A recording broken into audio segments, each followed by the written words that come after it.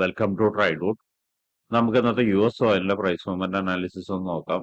അതിനുവേണ്ടി one day ചാർട്ടാണ് എടുത്തിരിക്കുന്നത്. One day ചാർട്ടിലെ പ്രധാനപ്പെട്ട ഏരിയാസ് മാർക്ക് ചെയ്യുന്നുണ്ട്. ആദ്യമായിട്ട് മാർക്ക് ചെയ്യുന്നത് ഒരു സപ്പോർട്ട് ഏരിയ ആണ്. ഈ ഒരു ഏരിയയുടെ പ്രത്യേകത നോക്കിയാൽ കാണാം, ഇവിടെ ഒരു സ്വിംഗ് ക്രിയേറ്റ് ചെയ്ത് വളരെ വലിയ രീതിയിൽ മാർക്കറ്റ് മുകളിലോട്ട് പോയ ഒരു ഏരിയ ആണ്. ആ ഒരു ഏരിയനെ മാർക്ക് ചെയ്തിടുന്നുണ്ട് സപ്പോർട്ടായിട്ട്.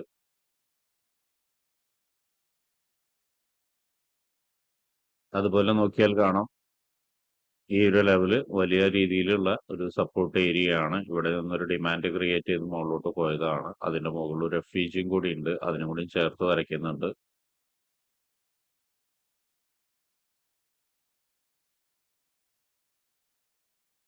ആ FEGയിലേക്ക് ഓൾറെഡി മാർക്കറ്റ് വന്നിറങ്ങിയിട്ടാണ് ആ ഒരു മൂവ്മെന്റ് മുകളിലോട്ട് വന്നിരിക്കുന്നത്. അപ്പൊ അതൊന്ന് നോട്ട് ചെയ്ത് വെക്കുക. ഒരുപക്ഷെ വീണ്ടും ഒരിക്കൽ കൂടി അങ്ങോട്ട് എത്താനുള്ള ഒരു സാധ്യത കാണുന്നുണ്ട്. ഒരു നല്ലൊരു സപ്പോർട്ട് ഏരിയ ആണ്. അതുപോലെ തന്നെ കഴിഞ്ഞ വീക്കിലി അനാലിസിസിൽ പറഞ്ഞൊരു കാര്യമായിരുന്നു, ഈ 55ലേക്ക് മാർക്കറ്റ് എത്താനുള്ള ഒരു സാധ്യത ഉണ്ട് എന്നുള്ളത്. അത് എത്തിയിട്ടുണ്ട്. 55ലേക്ക് വീണ്ടും മാർക്കറ്റ് എത്തിയിട്ടുണ്ട്. ഇനി അടുത്തൊരു ഏരിയ എന്ന് പറയുന്നത് റെസിസ്റ്റൻസ് ഏരിയ ആണ് വരയ്ക്കുന്നത്. റെസിസ്റ്റൻസ് ഏരിയ എന്ന് പറയുന്നത് ഈ ലെവലിലാണ് റെസിസ്റ്റൻസ് ഏരിയ വരയ്ക്കുന്നത്. അതിനെ മാർക്ക് ചെയ്തിടുന്നുണ്ട്. ഇനി റെസിസ്റ്റൻസ് ഏരിയയുടെയും സപ്പോർട്ട് ഏരിയയുടെയും പ്രൈസ് റേഞ്ച് നോക്കാം. സപ്പോർട്ട് ഏരിയയുടെ പ്രൈസ് റേഞ്ച് എന്ന് പറയുന്നത് 51.500, അതുപോലെ തന്നെ 54.750 ആണ് സപ്പോർട്ട് ഏരിയയുടെ പ്രൈസ് റേഞ്ച്. റെസിസ്റ്റൻസ് ഏരിയയുടെ പ്രൈസ് റേഞ്ച് എന്ന് പറയുന്നത് 59.200, അതുപോലെ 57.630 ആണ്. ഇതാണ് റെസിസ്റ്റൻസ് ഏരിയയുടെ പ്രൈസ് റേഞ്ച് വരുന്നത്. ഇനി നമുക്ക് ചെറിയ ടൈം ഫ്രെയിമിലേക്ക് പോയിട്ട് കൂടുതൽ കീ ഏരിയാസ് നോക്കാം.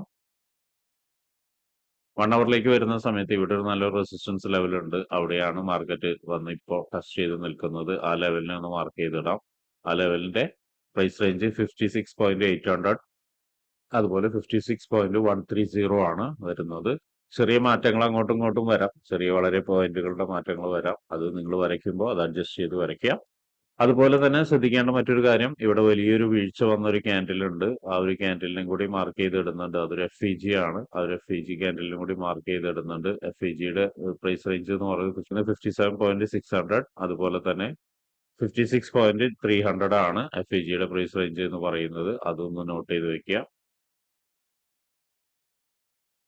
അപ്പൊ ഇത്രയാണ് പ്രധാനപ്പെട്ട ഏരിയാസ് 1 അവറിൽ മാർക്ക് ചെയ്യുന്നത്. ഇനി നമുക്ക് 50 മിനിറ്റ്സിലോട്ട് പോയിട്ട് എൻട്രി സാധ്യതകൾ എന്തെങ്കിലും ഉണ്ടോ എന്ന് നോക്കാം.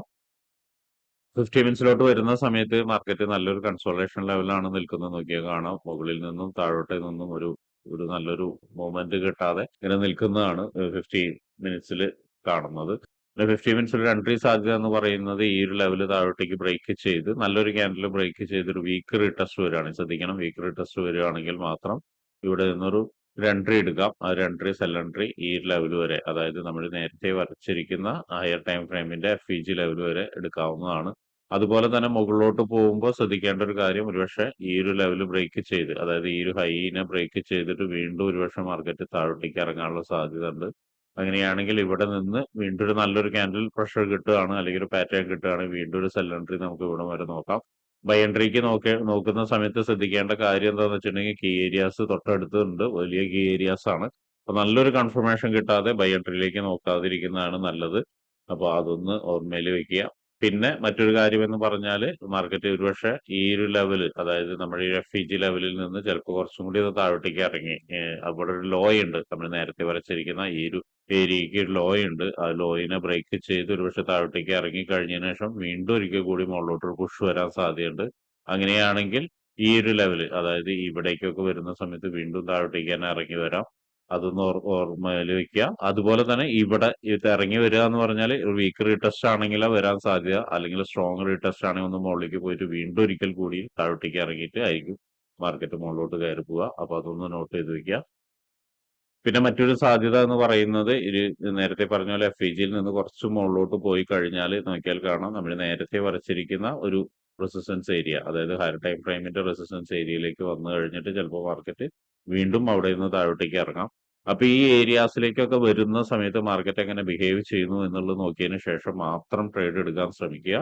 അല്ലാതെ ബ്ലൈൻഡ് ആയിട്ട് ട്രേഡ് എടുക്കരുത്. അപ്പൊ ഇങ്ങനെയുള്ള കാര്യങ്ങളൊക്കെ നിങ്ങൾക്ക് പഠിക്കാൻ താല്പര്യമുണ്ടെങ്കിൽ ട്രേഡൂട്ടുമായിട്ട് ബന്ധപ്പെടാം. അത് ഫ്രീ ആയിട്ട് ട്രേഡിങ്ങിന്റെ കാര്യങ്ങളൊക്കെ നിങ്ങൾക്ക് പഠിക്കാവുന്നതാണ്.